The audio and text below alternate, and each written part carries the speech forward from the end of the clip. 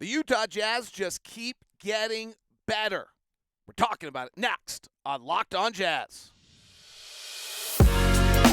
You are Locked On Jazz, your daily podcast on the Utah Jazz. Part of the Locked On Podcast Network, your team every day. Welcome to Locked On Jazz for the 2nd of February. The Utah Jazz win over the Toronto Raptors, highlighted by Walker Kessler once again rising the roof. Lauri Markkanen puts on an all-star performance for the Jazz. Jordan Clarkson, let's not forget his value. And the rookies close the night.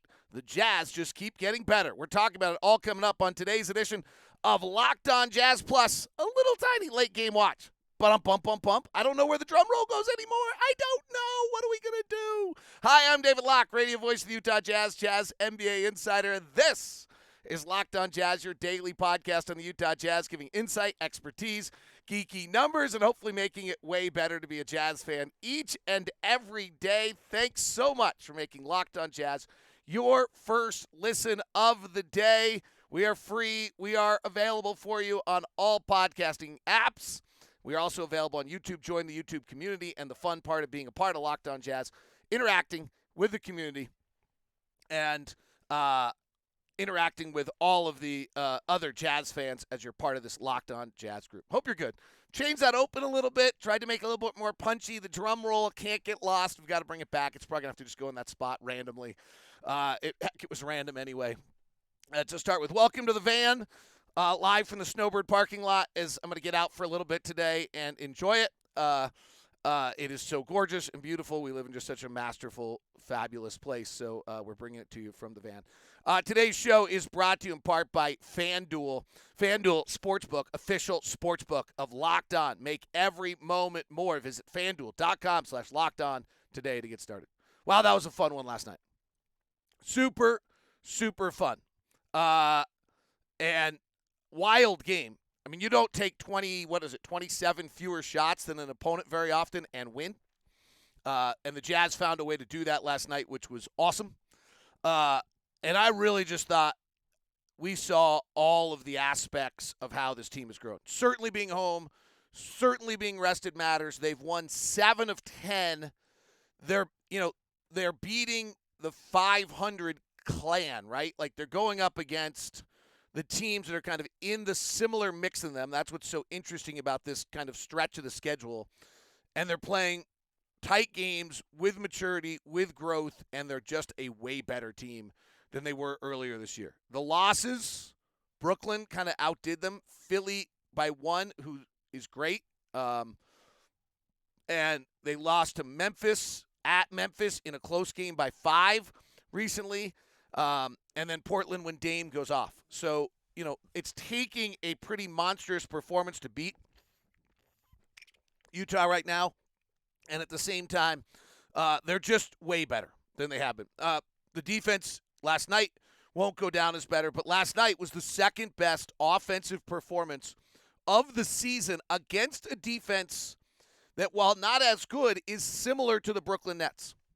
And that was the storyline that I kind of came with as the night started. Was here's the Jazz going up against a team that's switching. I asked Will Hardy about it in the press conference. Switching physical, similar style to what the Jazz faced in the Brooklyn Nets. And how would the Jazz handle it? And in a night where the Jazz against the Brooklyn Nets really weren't very good and got kind of pushed off the ball and blown up out of what they wanted to do, and they weren't terrible. They had their 35th offensive performance of the night, of the season. Last night, the Jazz had their second-best offensive night of the year.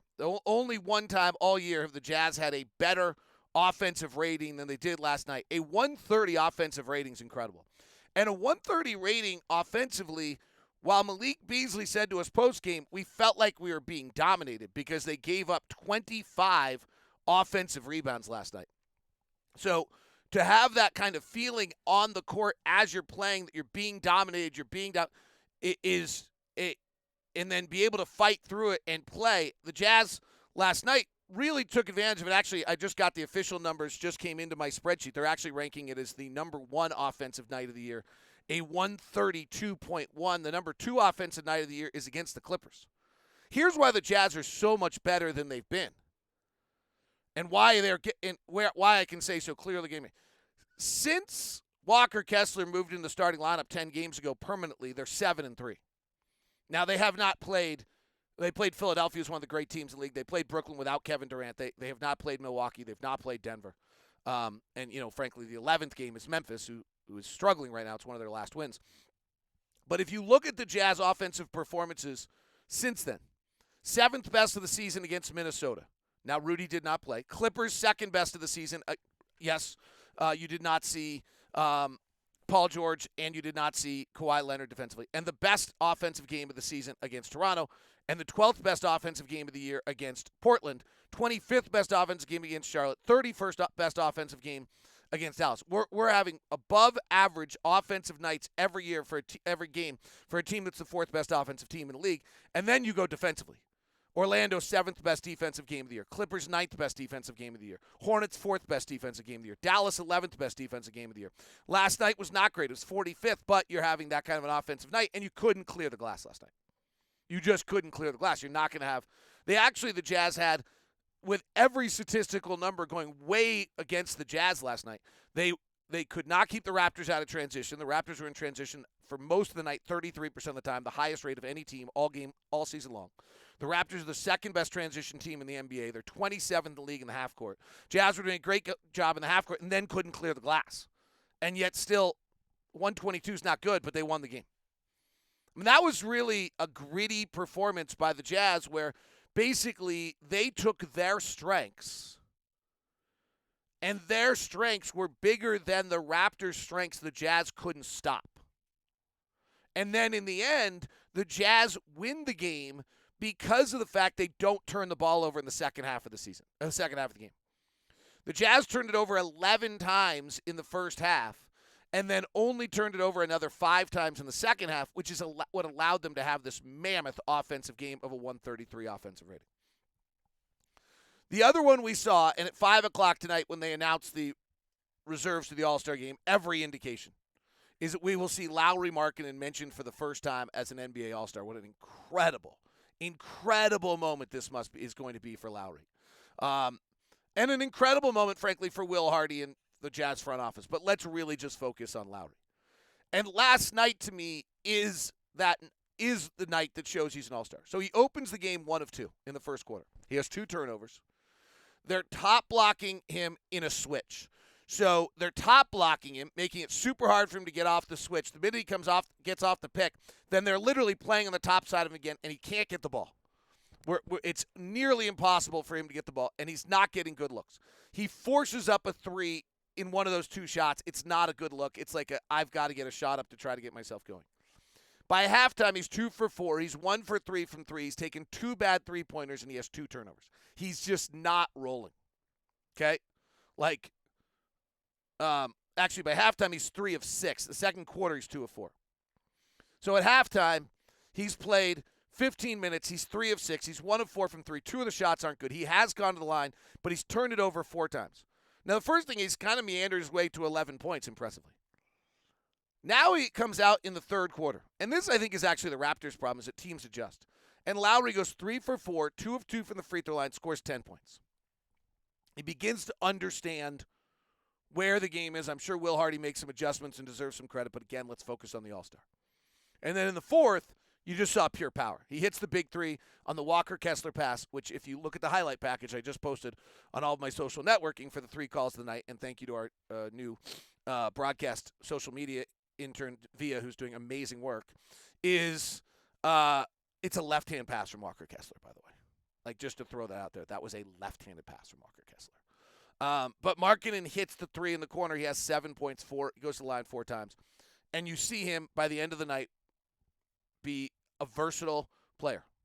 I thought, when you talk about Lauri Markkanen, the All-Star, what Nick Nurse said before the game was interesting. He's playing with confidence so that when he's feeling good about it, the ball touches his hands and it's out of his hands almost immediately. And then he talked about when he doesn't feel the shot, he's playing with a drive and he's playing with a side-to-side game. One of the most underrated things in the league is whether or not players have any type of wiggle. So Royce O'Neal's really good, but he has I'm choosing a player that we've referenced, not someone we've traded. He has no wiggle. Donovan has the greatest wiggle I've ever seen. It's the ability to drive and move your plane. If you're just a straight line driver in the NBA, they're going to get you. They're going to be able to cut you off somewhere along the way on that drive because there's too many guys rotating, getting in lane. That's where you get offensive fouls. But if you have a little wiggle and you can move a little bit to one side or the other, then you're suddenly catching the guy either in a blocking foul or, as Will Hardy talks about, you're able to take a side of their body with your power. And if you grab someone on the side of their body instead of full, you'll bend them. Now they're moving, and you're making the move. It's what Zion does. It's what Giannis does, and now Lauri at 7 feet, 240 is doing it. And we've seen him develop this over the year multiple times to become the player he is right now. It's super, super awesome is what it is. It's really awesome. And Lauri will be rewarded today. We'll talk a little bit more about that. We're going to talk about Walker. I just think we can't forget about what Jordan's doing. Mike was great last night. The team is getting so much better. They're 7-3 over the last 10.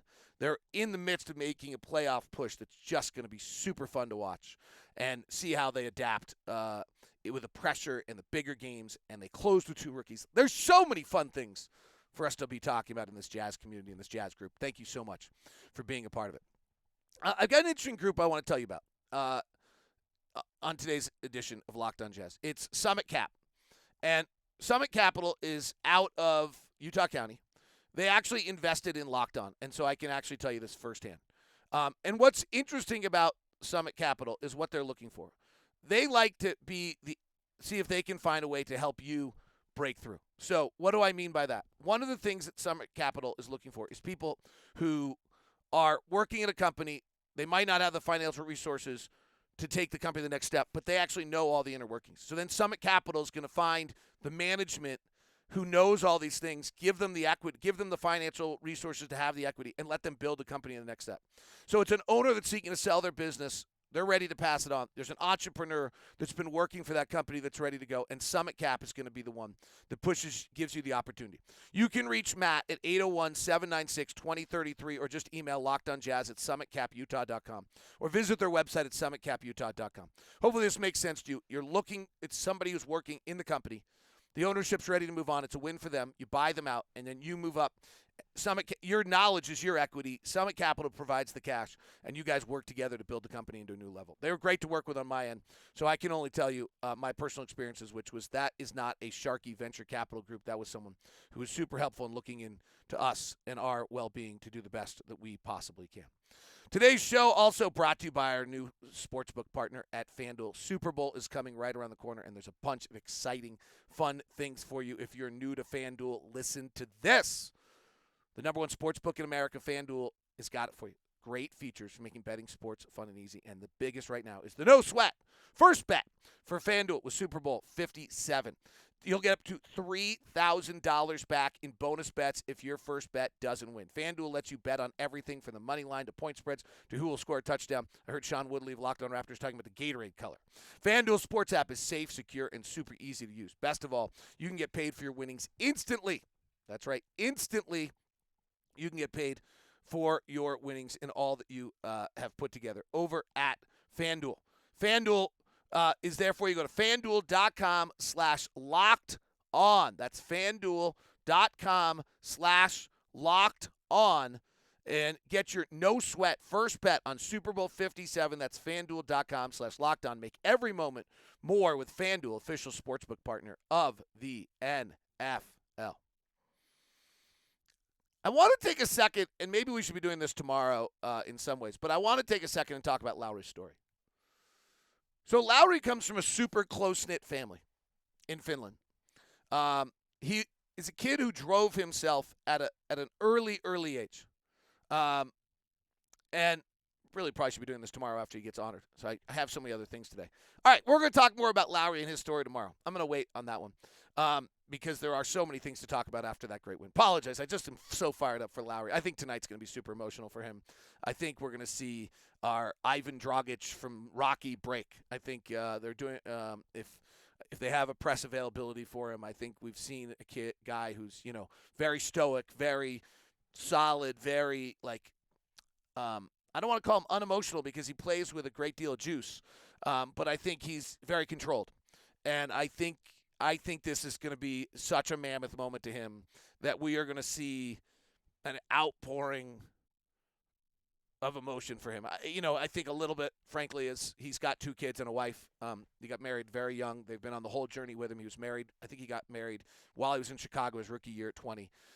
So if his wife's there, if they have a media session, I don't know if they're going to, but if they have a media session for him and his wife's there, I think we'll see something out of Lauri we've never seen before, which would be super sweet.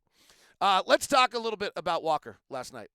Will Hardy in the pregame was talking about Walker and all the things that make him really strong. And, sorry, let me get my little notes out from this book is kind of awesome. It's every press conference of the whole year. It's actually full. I've got to get a new one. So last night he was talking about, obviously we're getting the press conference kind of every time.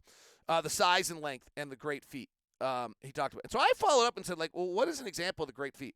And if you watch the highlight video that I just posted at DLock09 on Instagram or DLock09 on Twitter or on my TikTok or on my Snapchat, you watch that final play. He grabs a rebound. He pump fakes like he's going to go up twice to make an offensive play. He's too far underneath. He reacts, throws a left-handed pass to Lauri Markkanen in the corner. This kid's really skilled. I didn't know that Michael Smith has been basically saying he thinks he's going to be an all-star. This kid's wildly skilled. He's got great length, great feet, great instincts. The jumping with 2 hands is different. Will Hardy in the press conference yesterday had an interesting comment. He talked about how by jumping with 2 hands to block shots, he never has to reach across his body, and so therefore it never looks like he's committing a foul, which is not something I had really thought about before in regards to why he's able to stay in the game and impact things. Statistically, he's the 4th over the last 10 games. He's the 4th best rim defender in the NBA. Only Draymond Green, Jaren Jackson, and Jared Allen are better. They're kind of the only guys who are better for him for the whole year, too, actually, if you get into it.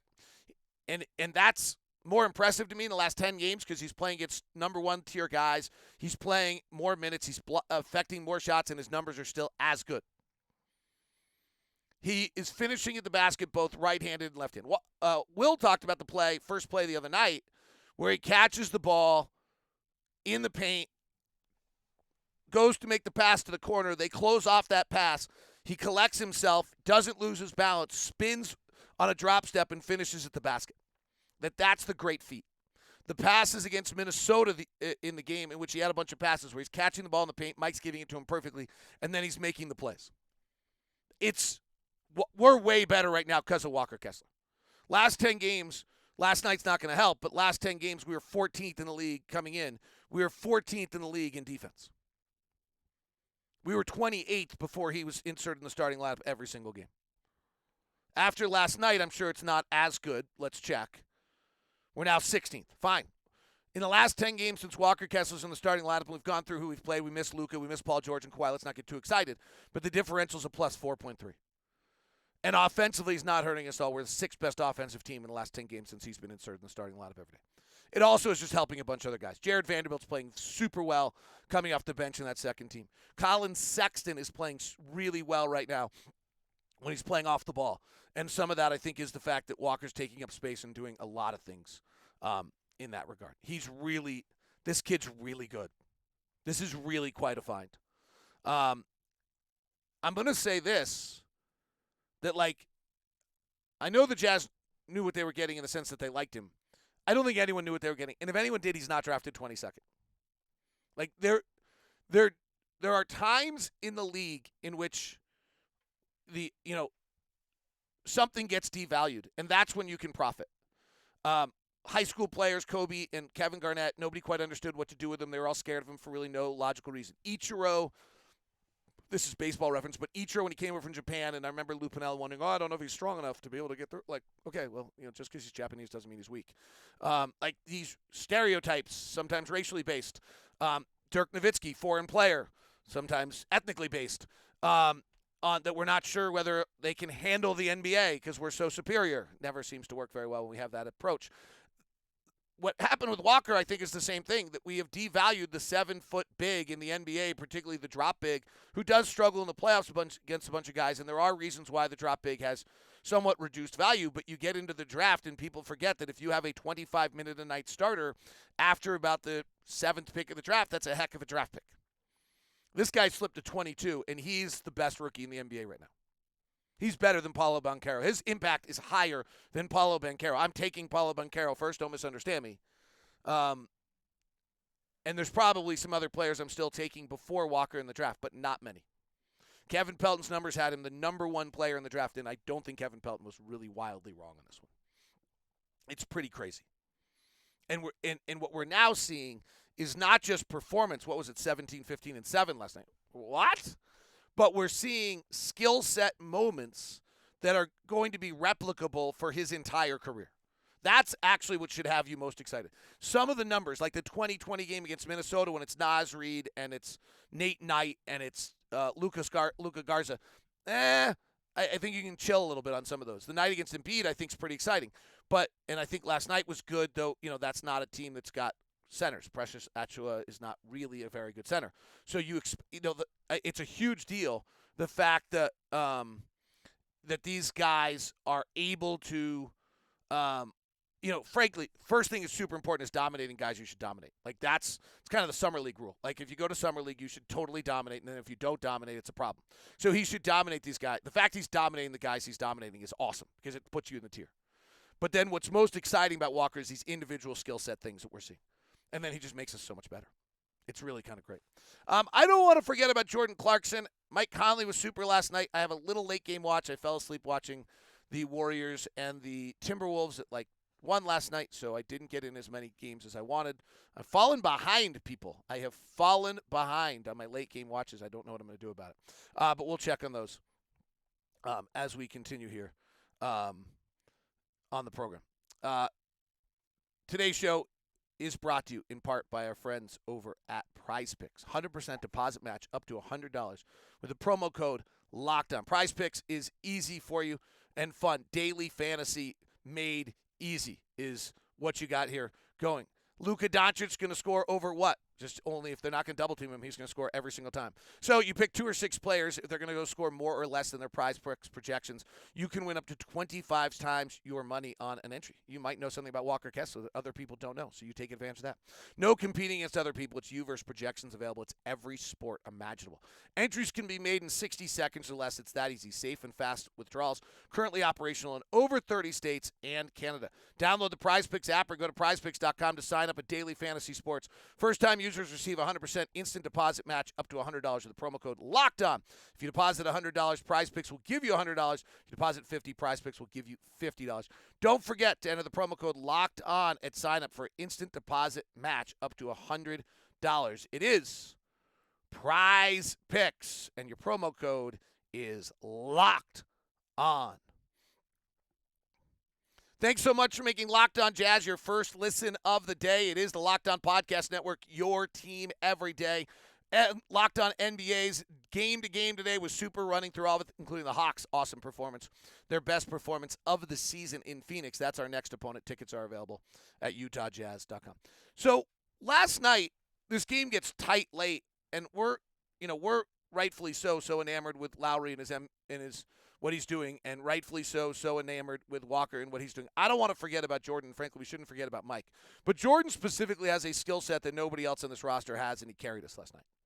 And what that is when they're switching 1 through 5 late in the game, and it's 120, 116, and there's 157 left, and they're really digging in, we only got one guy on the roster who can go beat you one-on-one.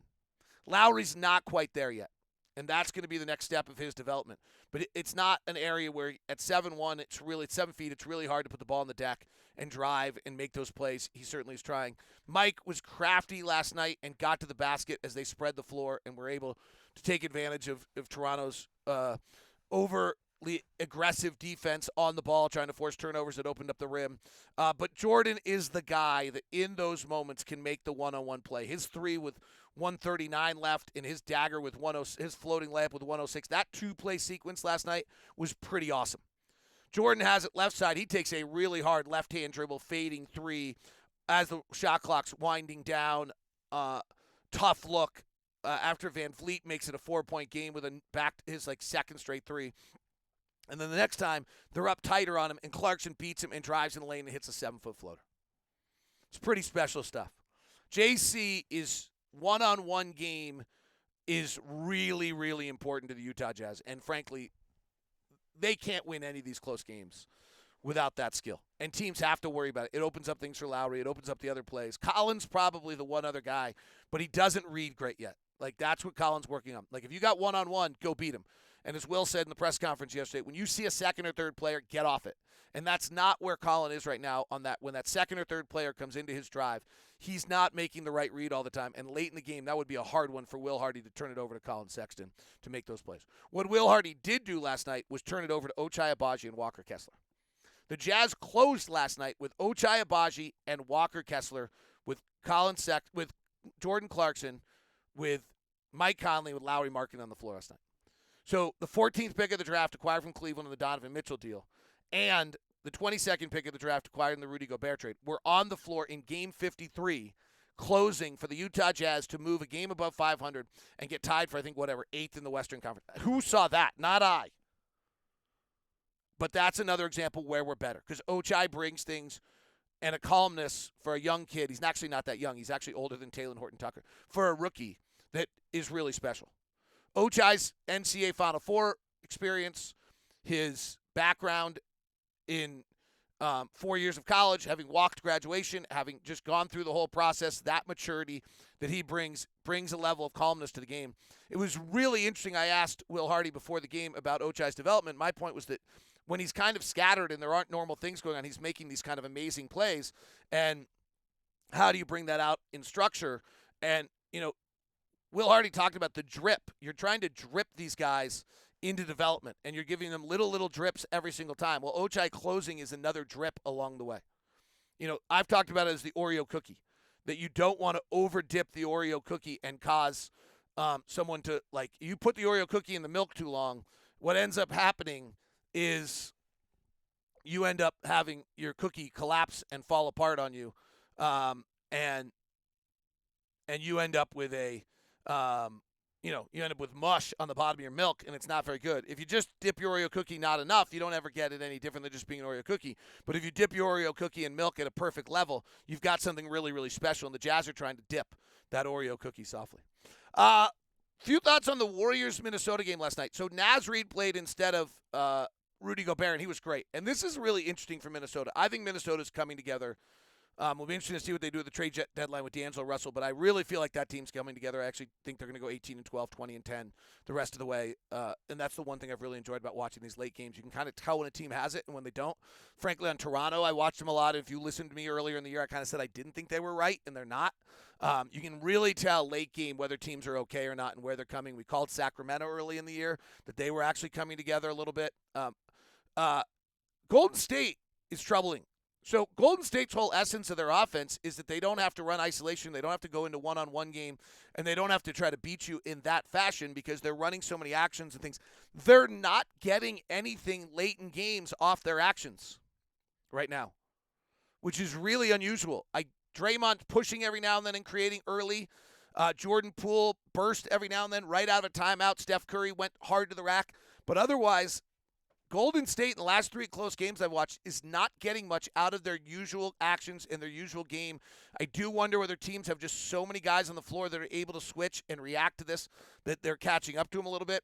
It's not good because then Klay Thompson's going one-on-one, and Klay Thompson at this point in his career is not a good one-on-one player. Steph is not great at it, and you're getting a lot of bad step-back threes out of Steph. So the Warriors, to me, are a little concerning. Last night, they should win that game. If the Warriors, if you asked me right now who my favorite is to win it this year, I think my answer in the West, to win the West, is still the Warriors. But the more I watch, the less I believe that. Maybe it's Denver, and it's just Jokic. It's so darn wide open right now. But Klay Thompson in the clutch this year is shooting 30% from the field and 31% from three. He's just – I'm not trying to – the guy's come back from an Achilles and an ACL. He's incredible, but he's not a late-game clutch player right now because he can't create his own shots. Steph Curry has actually not been great in clutch this year. He's 39% and 28% from three. It's concerning what I'm seeing out of the Warriors in late-game clutch situations right now. They're not getting the looks they usually get that make them the Golden State Warriors.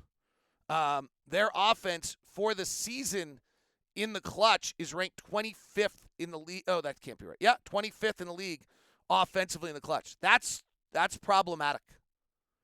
And it's obvious watching them late in games that they're not getting their usual stuff. And it's looked to me more problematic recently as they got healthier, which is weird. I just ran, and I have not checked this, the last 15 games, and they're still 21st in the league. Their defense has been amazing, and their defense is carrying through games. For Minnesota, D'Angelo Russell got crazy hot. Naz Reid made every play imaginable. I do think they're coming together in a beautiful way. So keep an eye on that. All right, that is Locked on Jazz today from the van at Snowbird. Time to go skiing after this is posted. Have a great day. Talk to you soon. Thank you very much for being a part of Locked on Sports, your team every day.